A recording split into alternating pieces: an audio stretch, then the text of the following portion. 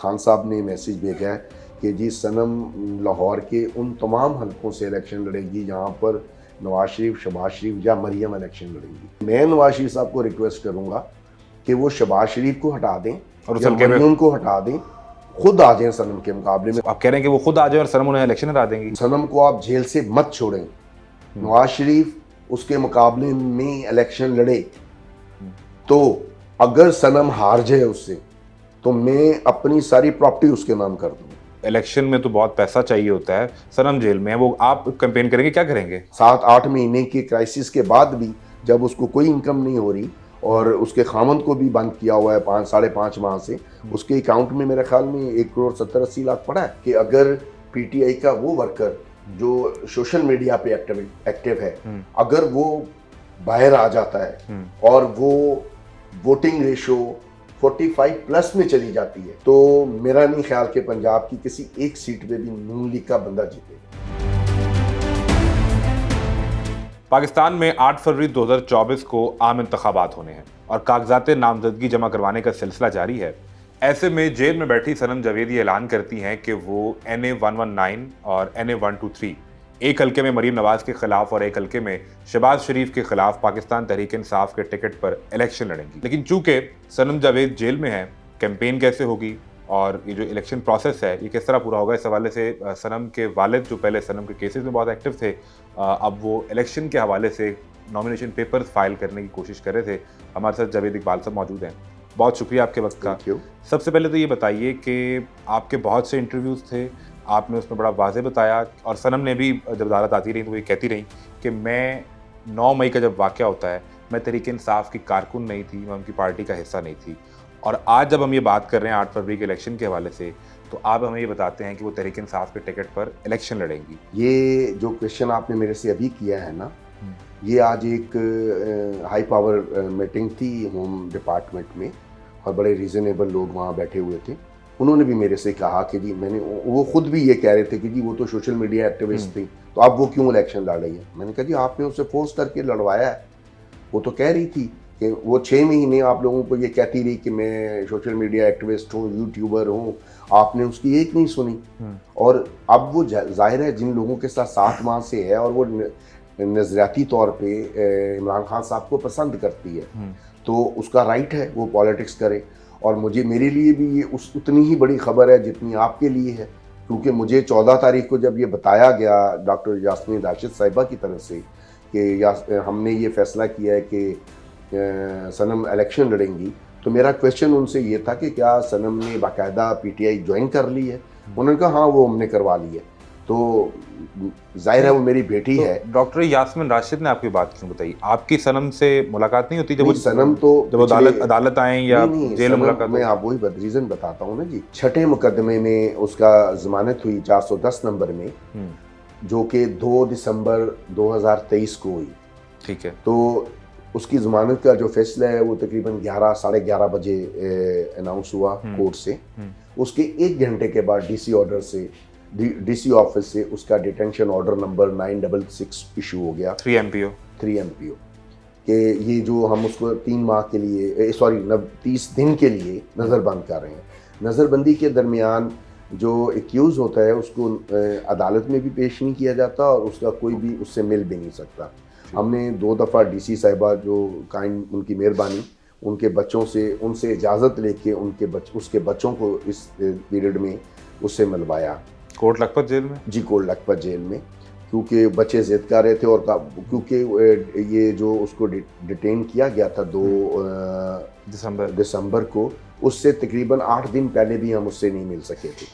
ठीक है। तो वो बच्चे माँ से मिलना चाह रहे थे। तो फिर हम केसेस पे भी इस पे बात करते हैं इलेक्शन। अभी मुझे ये बता दें कि सनम अभी करंटली 3 MPO के तहत डिटेन्ड है या उन पे कोई केस भी है? वही बताने जा रहा हूँ। उनका जो आखिरी केस था वो 410 था, उसकी बेल हो गई, हमने रोपकार दाखिल नहीं की थी क्योंकि फिर हम हाई कोर्ट में चले गए कि जी ये 3 दफ़ा सूबे का जो सबसे बड़ा पुलिस अफसर है जिसको IG कहते हैं, उसने AIG लीगल के थ्रू मिस स्टेटमेंट की है या झूठ बोला है कोर्ट के साथ। पहले उसने कहा कि जी उस पर 2 मुकदमे हैं, जब हमने दोनों में ज़मानत करा ली तो उसने उसको फिर पकड़ लिया, फिर हमने अब 366 में चौथे मुकदमे में ज़मानत करवाई है, तो अब हमें बताया जाए कि अब उसके ऊपर और तो कोई इशू नहीं है। उन्होंने कहा नहीं जी अब इस पे कोई इशू नहीं है, अब उसके 4 ही मुकदमे थे। जब हमने चौथे मुकदमे में ज़मानत करवाई तो उन्होंने उसको 410 में डाल दिया, जो कि अच्छा ये अब दिफात बता रहे हैं, अगर थोड़ी सी तफसील बात 410 FIR है। ये बता सकें कि किस किस जगह पे उन पे इल्ज़ाम था कि वो कैंट में थी, वो जो पहला 96 था वो उस पे था कि वो जना हाउस के बाहर थी, ठीक है। फिर उस पे 109 डाला, वो ये था कि वो राहत बेकरी के बाहर थी, ठीक है। फिर उस पे जो 1271 डाला जिसको कोर्ट ने डिस्चार्ज कर दिया कि ये कैसे हो सकता है कि वो वहाँ पे भी थी वहाँ पे भी थी, वो 1271 वो अस्करी टावर था, ठीक है। जबकि उसकी उस दिन पूरे इलाके में उनके पास आज जो डिस्कशन हुई है, आज मेरे नोटिस में आया है कि उसके मोबाइल की लोकेशन तक भी उनके पास 9 मई की वहाँ नहीं है, मौजूद ही नहीं है। नहीं है। आज उन्होंने किसी एक लोकेशन की भी नहीं, राहत बेकरी या अस्करी टावर किसी भी जगह की नहीं है। आज जो DSP लेवल का बंदा वहाँ पेश हुआ था, जिसको ये भी नहीं पता है कि मुल्जिम और मुजरिम में क्या फ़र्क होता है, वो ये कह रहा था कि जी हमारे पास जो उसकी फाइनल लोकेशन एट है, उसके जो भी उसको कहते हैं CPR या जो भी उनकी रिपोर्ट होती है, उसके मुताबिक 13 मार्च 2023 की है, यानी आखिरी लोकेशन उनके पास है। उसके बाद कोई उसकी लोकेशन नहीं है और उसको पकड़ के ज़मनिया किसी पर्चे में वो नामजद नहीं है।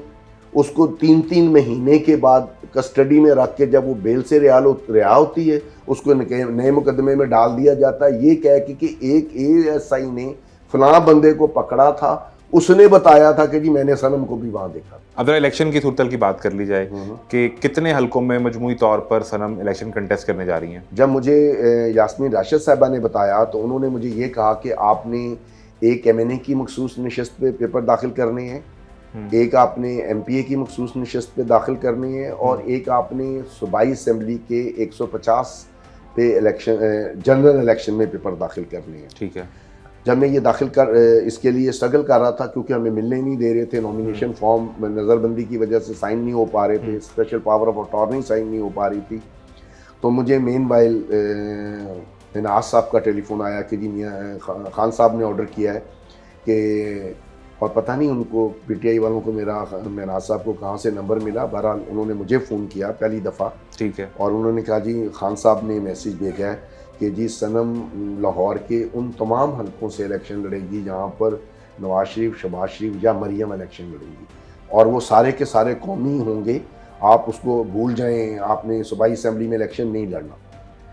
देन मैंने फिर उसके बाद मैं एक मीटिंग के लिए दोबारा जेल गया, मैंने उससे पूछा जाके उसकी ये क्योंकि पिछले 5-6 दिन के दरमियान के सारे वाक़यात हैं, तो वहाँ पे इत्तेफाक से डॉक्टर यास्मीन राशिद साहिबा तारीख से वापस जा रही थी, ठीक है। तो मैंने उनसे कहा कि ज़ाहिर है मुझे उनके एडमिनिस्ट्रेटिव स्ट्रक्चर का पता नहीं है कि जी कर्नल एजाज मिनाज साहब जो हैं उनका क्या रोल है, बाकी का क्या रोल है, तो मैंने उनसे कहा कि और डॉक्टर यास्मीन राशिद साहिबा जो हैं वो मेरी पीपल्स पार्टी की बहुत पुरानी साथी हैं, और मैं उनका जब वो पीपल्स पार्टी में भी थी उनकी समाजी खिदमात के हवाले से बहुत ज़्यादा रिगार्ड करता था, तो मैं उनको वैसे भी बड़ी बहन के तौर पे बाजी कह के, बहन कह के बुलाता हूँ।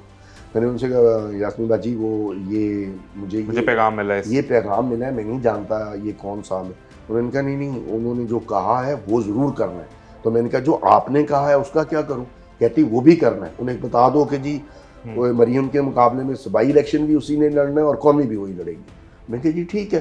फिर मैंने उसके 5 हलकों के फॉर्म ले लिए हैं, 2 मैंने आज जमा करा दी हैं। वो रिजर्व सीट के? जी वो रिजर्व सीट। और बाकी जिसमें जनरल इलेक्शन में जाएंगी वो कौन से हैं? वो जनरल इलेक्शन में 119 जो कौमी असेंबली का हल्का 119 और जो सूबाई असेंबली का 150 है उसमें, और जो 1, 2, 3 है जिसपे शहबाज शरीफ साहब नेशनल असेंबली से इलेक्शन लड़ रहे हैं, उसमें वो तीनों सीट्स पे जाएंगे। नवाज शरीफ भी तो लाहौर में अपने IL के इलेक्शन लड़े हैं। नहीं, आखिरी इतला तक ये था कि वो नहीं लड़े। वो जहाँ मेरा ख्याल है कि वो हमने तो बड़ी कोशिश की थी कि हमें पता चल जाए कि वो कहाँ पर लड़े हैं, क्योंकि ये इंस्ट्रक्शन थी कि उसके, तो आज 2 दिन हैं अभी, तो मजीद भी हो सकते हैं। अब तो हम पेपर दाखिल नहीं करा सकते ना, क्योंकि हमें तो एक्सेस नहीं दी जाएगी सनम तक 2 दिन तक हम उससे नए नॉमिनेशन पेपर साइन नहीं करवा सकते।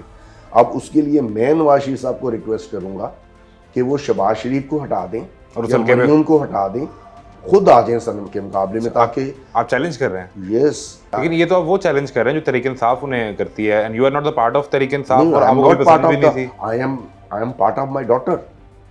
Okay, yes, I am still not in PTI. मुझे कहा गया था, बट आई सेड कि मैं पीटीआई का उम्मीदवार नहीं बनूंगा। आपसे पहले कहा गया कि आप इलेक्शन लड़े? यस, मुझे कहा गया था, बट आई सेड कि मैं पीपल्स पार्टी छोड़ रहा हूँ, मेरी पार्टी पीपल्स पार्टी है।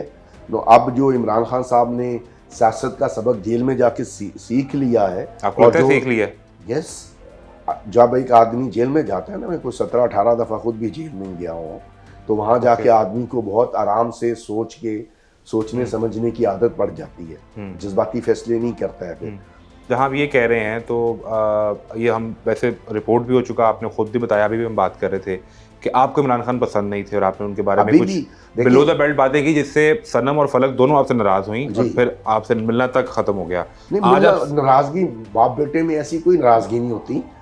चले वो कुछ अरसे के लिए तो घर नहीं आई ना, और आपकी मुलाकात भी नहीं हुई। वो मेरे घर नहीं आती थी। अच्छा, आप चले जाते थे? जी, मैं जाता था उनके, जाहिर है मेरी। तो वहाँ ये बात नहीं होती थी, सियासी गुफ्तगू नहीं होती थी? ये तय हो गया था हमारे दरमियान कि आप मेरे सामने बैठ के बिलावल के बारे में कोई बात नहीं करोगी, मैं इमरान खान के बारे में बात नहीं करूंगा। हमारे दरमियान ये अंडरस्टैंडिंग हो गई थी। और फिर मेरे पोते मेरे नवासी हैं वो, मैं तो हर हफ्ते उनसे। तो आप ये समझते हैं कि जो उस वक्त के इमरान खान थे 9 मई से पहले के, और आज वो बदल चुके हैं, तो आज आप समझते हैं कि वो सियासतदान है जिन्हें जावेद इकबाल पसंद करते हैं या नहीं? देखो, अब मैं उनको जिन बातों की वजह से नापसंद करता था वो गलत साबित हो गई, ठीक है।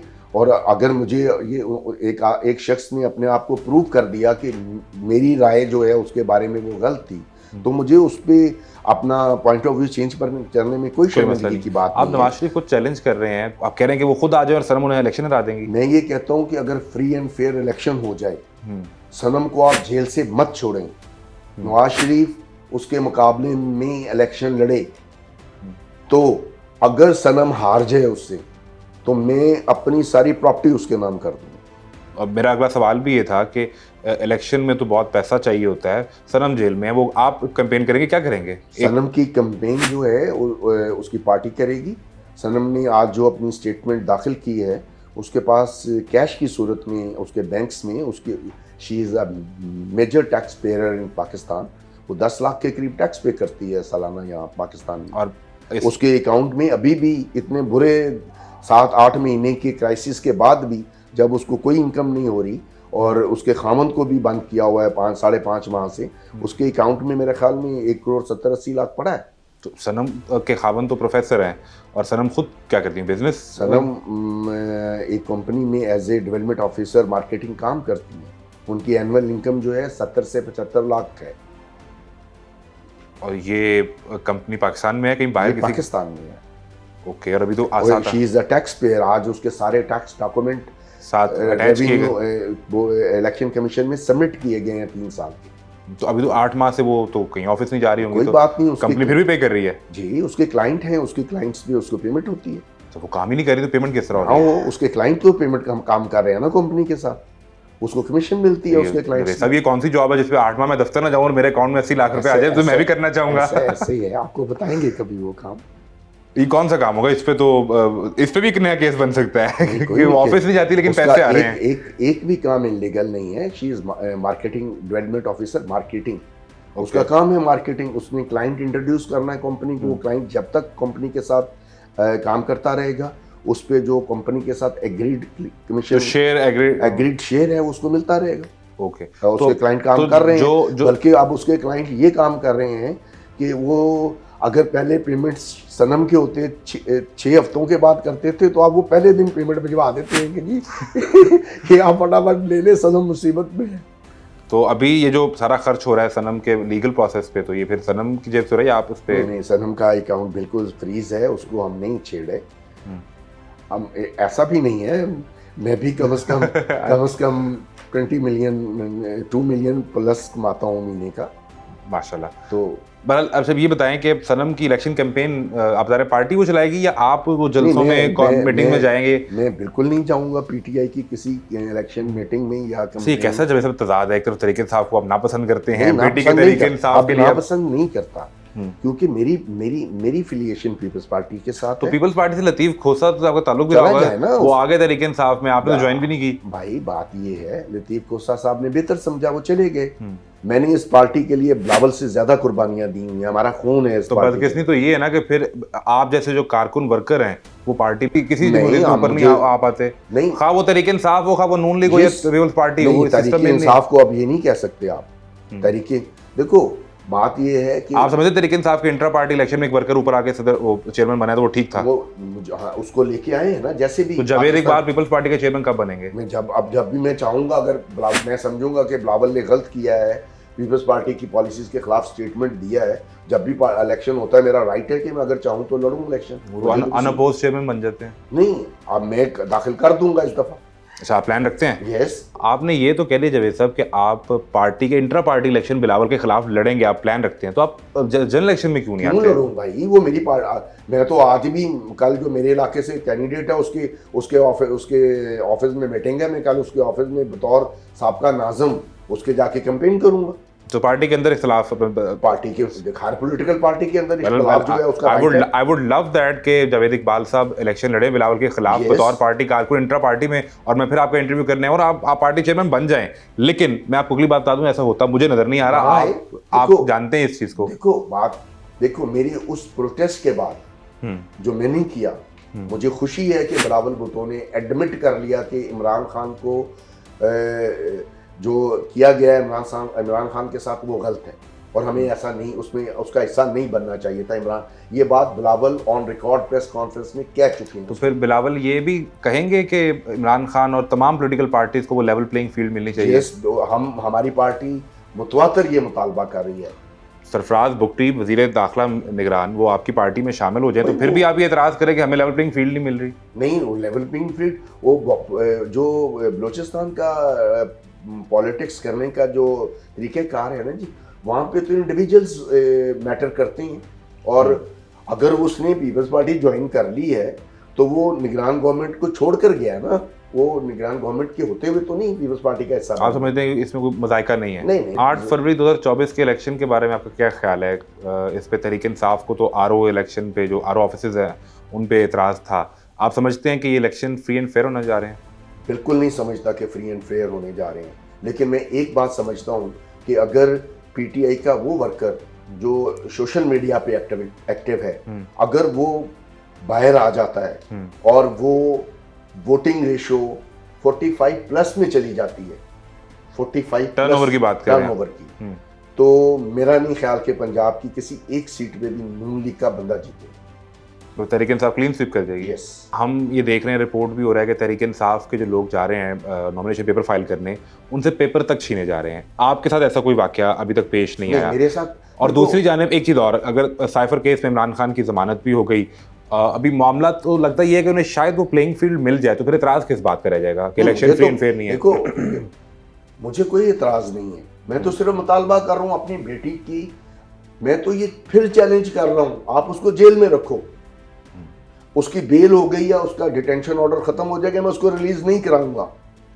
नवाज शरीफ अपने पेपर उसके मुकाबले में दाखिल कर दे, इलेक्शन में रैगिंग ना करे, ठीक है? अगर मेरी बेटी हार गई, मैं अपनी सारी प्रॉपर्टी उसके हवाले करके पाकिस्तान से चला जाऊंगा। वैसे मुझे अभी ये महसूस हो रहा है कि आपके जो पहले मीडिया इंटरेक्शन थे या इंटरव्यूज़ थे, उसमें एक जगह आपने ये बताया था कि सनम जावेद के मामले के हवाले से मरियम नवाज इसमें इन्वॉल्व थी। yes. और आपने उन्हें इस हवाले से पैगाम भी भिजवाया था कि अगर मरियम इन्वॉल्व है तो उन्हें कहें कि इससे ज़रा हट जाए।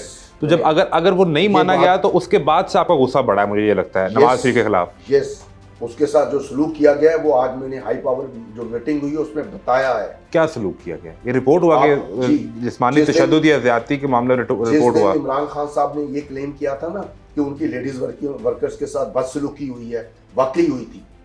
Physical torture? यस।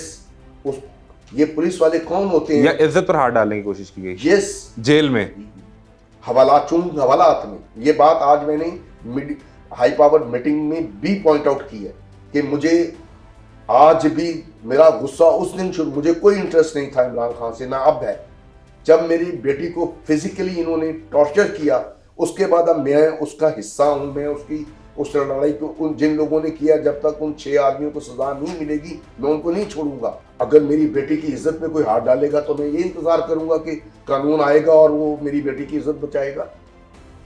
अगर आप उन 6 पुलिस वालों को मैं आपको बताता हूँ, जब उसको लेके गए जबरदस्ती उसको और तैयबा को हवालात से निकाल के सीढ़ियों से खींचते हुए पीछे 3 बंदे उनको खींच के ऊपर लेके गए। जब अंदर गए तो एक आदमी जो SI लेवल का था, वो धोती पहन के और बुनैन पहन के लेटा हुआ था, ठीक है। और उसने कहा एलन बिठाओ थले। तो सनम उधर कुर्सी पड़ी थी, सनम उस कुर्सी पे बैठ के कहतिया ने ऐसे बैठ गई। उसने कहा तुम होते कौन हो मुझे इस वक्त बुलाने वाले। और सनम के पास एक बहुत पावरफुल कार्ड था। उसने कहा कि तुम मुझे जानते नहीं हो, मैं तुम्हारे साथ वो करूंगी कि तुम्हारी नस्लें याद रखेंगी। उसने जो भी कहा वो एक सीक्रेट है। पावरफुल कार्ड, यस, मैं उसको शेयर नहीं करना चाहता। मेरा ख्याल है 2018 में इतने जालमाना अंदाज में नून लीग को टारगेट नहीं किया गया था कि लोगों के घरों से उनकी फैमिलियां उठा दी जाए। वो क्या है उस्मान डार, पता नहीं उसकी वालदा जो है बेचारी 70-75-80 साल की तो होंगी। तो कोई इतनी बूढ़ी औरत इस तरह अपने गिरेबान फाड़ के, खुद तो नहीं फाड़ के खड़ी हो गई होगी कि उसकी वो तस्वीर लगा रही है किस आदमी ने फाड़ा है। क्या आपने पाकिस्तान की पॉलिटिकल हिस्ट्री में कभी ऐसा देखा है कि घर की औरतों को उठा के आप पॉलिटिकली किसी पार्टी को ब्लैकमेल कर रहे हो? जितनी 22, 25, 30 औरतें आपने लाहौर में रखी हुई हैं, जो ओवरऑल 100-150 औरतें आपने PTI की रखी हुई हैं, क्यों रखी हुई हैं? वैसे ही अभी आपने 12 खवातीन का जिक्र किया, सनम ने और दीगर खवातीन ने एक अदालत में पेशी के मौके पर मीडिया से कहा कि हम पर कोई तशद्दुद नहीं हुआ हवालात में या जेल में। हवालात में भाई, यानी आप रिपोर्ट बता रहे हैं सिर्फ थाने का मामला, सिर्फ थाने, हवालात में ऐसा कोई मामला नहीं था। नहीं, जेल में ऐसा कोई मामला, वो जेल में वो पीरियड था जब 13 था। मैंने ये बात इसी अंदाज में आज उस कमेटी में भी कही कि आपने मेरी बेटी को, मैं आज इस तरह इसलिए बोल रहा हूं कि स्टेट ने मेरी बेटी को 13 मई को गैर कानूनी तौर पे किडनैप करके, आई यूज वर्ड किडनैप, नॉट, उन्होंने कहा जी, मैंने ये नहीं कहा कि नामालूम अफराद ले गए, मैंने कहा जी किडनैप करके 8 घंटे आपने उसको सड़कों पे पराया, फिर आपने 4 दिन उसको गैर कानूनी तौर पे चुंग थाने में रखा, जहाँ सारी क्लैरिफिकेशन होने के बाद कि वो किसी मुकदमे में नहीं है उसको आप कहते रहे। उसके बाद जब हमने हाई कोर्ट में रिट कर दी उसको प्रोड्यूस करने के लिए, तो आपने उसको जाके 96 में मुकदमे में डाल दिया। और एक सीरियल ऑफ वो आपने सीरियल मर्डर तो सुना था ना, ये जाफर नकवी साहब ने अपनी कोर्ट में कहा कि जी यार हमने तो ये सुना था कि सीरियल मर्डरर होता है, ये सीरियल ऑफ केस हमने पहली दफ़ा देखा। इकबाल साहब, आखिरी चीज़, इलेक्शन से पहले यानी पोलिंग डे से पहले या बाद में जब कभी सनम आती हैं, रिलीज होती हैं, तो आप उन्हें क्या कहेंगे कि वही एहतजाज करेंगे कि बेटा अपना जॉब करें, अपना काम करें, या अपना जो इज़हार वो करें, या कहेंगे कि ठीक है आप जो कर रही हैं उस रास्ते पे चलती रहें, वो ठीक रास्ता है? देखो, अब जो यंग जनरेशन है ना, उनकी एक्सेस हमसे ज़्यादा है सोशल मीडिया के थ्रू मालूमात से। मुझे अभी अपने मोबाइल्स की बहुत सारी ऐप्स का नहीं पता है। जो सनम का 9 साल या 9.5 साल का बेटा है, वो मुझे कहता है नानाबू ऐसे नहीं, ऐसे होना है। तो मैं एडमिट करता हूँ, मेरी जो नई नस्ल है, जो उससे आने वाली आगे वाली नई नस्ल है, वो हम लोगों से ज़्यादा इंटेलिजेंट है। उन्होंने वो इन्फॉर्मेशन जो हमें 40 या 50 साल की एज में मिली थी, उनको 7-8 साल की एज में मिल रही हैं। तो आप समझते हैं कि आप उन्हें रोकेंगे नहीं? मैं बिल्कुल नहीं रोकूंगा, उसका हक है।